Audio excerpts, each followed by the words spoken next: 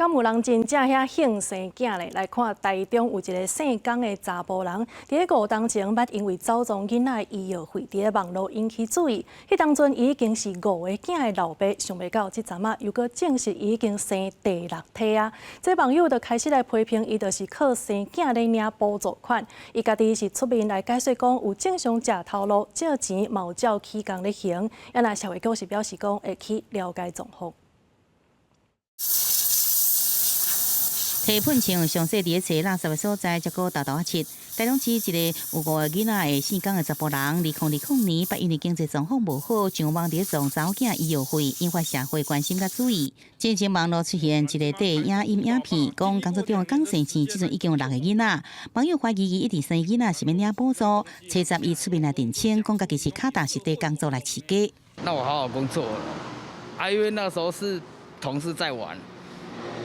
都帮我 拖上网然后就是又关注了，我也欠老板的钱是没有错，那我也在这边就是慢慢还，慢慢还。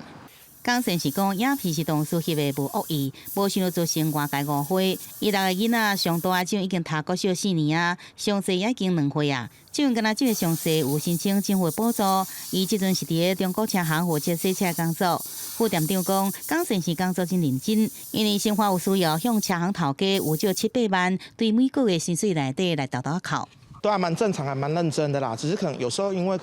你也知道，他生了那么多小孩，可能会有一些事情 delay 到，然后可能会跟公司的老板预支一些小朋友一些生活的金额这样子啊。社工先去访视之后，了解他的家庭状况再看他所需求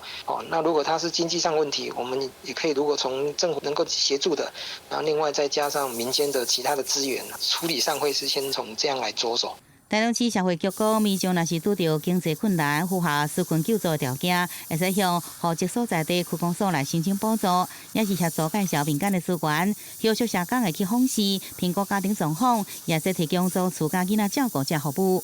记者综合报道。